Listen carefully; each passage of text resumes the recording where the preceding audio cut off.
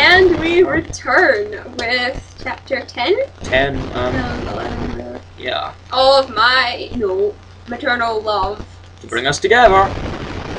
It's been so long since we've read this, this will be fun. Yeah, you probably won't know, we've been on holiday. Yeah. Actually, we've just been lazy. I've been on study leave, I've got a reason. That's not good, actually.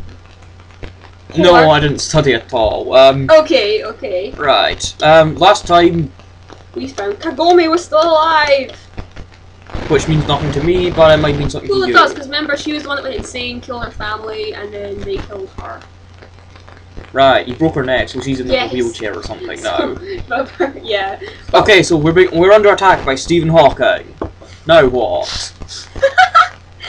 Whore, how have you been? Surely you know why I am here, she hissed out, her body seeming serpentine in mannerisms. So she has no bones. My hair's a dolphin. Yes, Kagome is here, we so excited, etc, etc. To kill me! Bingo! She screamed and attacked, but I dodged. We spent hours, attack, dodge, hit, attack. I grew tired before I finally collapsed into Susuru's open arms. Don't help him or anything, just stand and watch. Battle sex is the best kind of sex. So weak. Should I pin you to the tree again?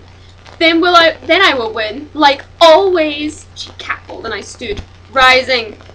Tetsuga up. Never again will that tree take me. Never. Take him in what sense? In the Evil Dead Well, sense? it was basically Kikyo. Kagome is a reincarnation of Kikyo, his ex-lover, who was a priestess. Yeah. And she thought he'd gone insane and turned evil, so she basically shot a load of arrows at him and pinned him to a tree, which then wound the load of vines around him and kept him there for like 100 years or something. Right, so he wasn't raped by a tree. He wasn't raped by a tree, no. That would really add something to the story, actually. Yeah. Not this time, Kagome. Rest in pieces. Yeah, that is the worst pun. I muttered, flinging the adamant barrage at her. She screamed as her limbs were pinned to the ground. I grimaced and turned away. I can't, I mumbled, motioning at Shippo. Susumu nodded and flicked his wrist a few times, chopping her into thin pieces. Wow. He got shaken and he burned the pieces. A guard informed Susumu that the representative from the Neko country oh my come god. to see him. That's basically like an entire country of cat people. I want to go. I was kissed. What would a flag be like? I was kissed and taken with him. I don't know. Maybe they just like considering the a cat will attack any like fluttering bit of material, so I imagine it's kind of ragged by now. But could you imagine? It's just basically this little Neko cat face, like the 3 cat face. Yeah. He will draw it for you. Carry on reading. Why do I have to go? I whined, wanting to check on the kids. Because you are my mate, and as so, a ruler of this country as well, my lady. Very cool, kissing my hand. Sassy! It flushed a nice colour of red. He smirked and stood, wrapping an arm around my waist. Want to check on the kids? You make us sound so suggestive. I nodded, seeking desperately for an escape from this godly man's constant attention and persuasive aura. We walked in to check on the kids, and as we did so, Sota shot up and into my arms, Rin fast asleep. Did you kill her? What? None, sorry. What? Nothing. There was something when you talked. It's not there anymore. It's okay. Oh. Ah, you sensed her. Maybe he is of priest heritage, Susumu noted. Let's see it! Let me. Ah! Official flag of Nicoland. No, it's not finished yet. Technical difficulties, I guess. Oh, of course, it's got to have a box over it because it's not a flag otherwise. Irregardless, or regardless. Now it is a flag. Right. Did you kill her? Yeah, I meant. Sassy Koi! I poked him in the chest in warning and bent down to kiss Sota on the head. Nap a little longer. Papa and I have a meeting to go to. I blushed deeply, sensing Susumaru's very pleased aura. So It's that even just like underlined. an erection poking him in the back. Not a thought! Ah! Ah! Does this mean you're mama now? Ren sleepily asked from the bed. My face lit up more crimson and I nodded. They cheered and jumped around for a while before Susumu scolded them and set them off to play for a while, taking a maid and Shippo with them. Shall we? He motioned and whisked me away to get into finer clothes. He combed through my hair gently, making my scalp tingle with an unnatural feeling. I wonder, is it because I had accepted him? Is the bond forming?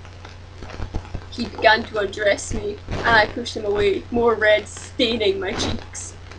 Inu? He looked puzzled. Don't just do that so suddenly!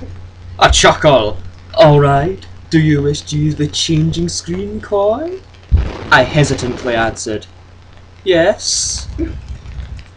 I took my change of clothes and began the long task of noble clothing processes.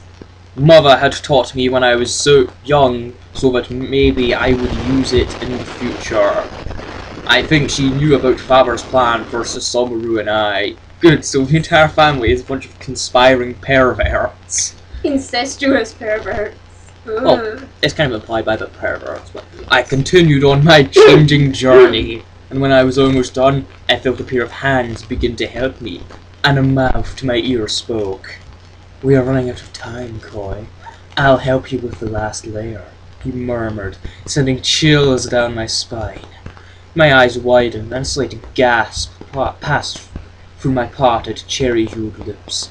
He smirked against my flesh and finished up my clothing.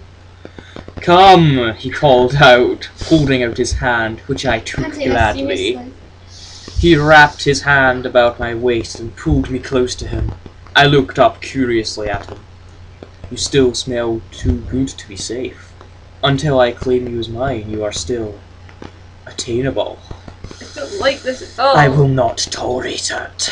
He almost snarled out the last part. Then I nuzzled my head to his chest, and he calmed. Che, like I'd let them, I muttered, nose in the hair, pompously. Nose in the hair? The air, perhaps. After the meeting with the cat representative, peace was once more haphazardly achieved, mostly on my part. The cat seemed pleased at my presence, as if I had softened Ceci out. I probably did, to be honest. I went into Rin's room to see her sleeping on the bed. Does she ever do anything but sleep? Sometimes she Apart from being a complains. hyperactive little 12-year-old. Oh yeah, she's the "Hi guys" one. Hi! Sota passed out on the floor next to it, head on his bed. Oh, you know what that tequila's like. Oh, my parents are incestuous. I just pass out at random, inbreeding. I gently picked him up, cooing him as I went. He mumbled and fell back asleep. I set him into his own bedroom, tucked him in and kissed his forehead. I went back and kissed Rin's head, tucking her in too. Next, I took Shippo from the maid and fed him his nightly bottle before burping him. I went for his bed, and it wasn't there!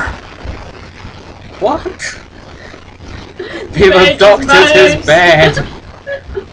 Inu, you will be staying in my room, tonight and forevermore. Susumaru supplied. I read that and I'm really like creepy and I'm like threatening. Coming up behind me to kiss my neck lightly. Shaking, I turned in his arms to look at him. You're sure? Absolutely, he nodded, and we kissed, love filling the room. Support a logical and pleasant family unit. I will never again, ever use something. Yeah, well, there's probably a secret who's pregnant or something. Wonder how it work. How that would work. I have been told things. I'm not. I'm not being told how it would work. I can't remember what it is, but I think there is actually a story which goes into a horrid amount of detail describing a man growing a uterus. I can't remember what it's called though. Although technically males do have the space capacity to carry a baby, they just don't have the giving birth facilities.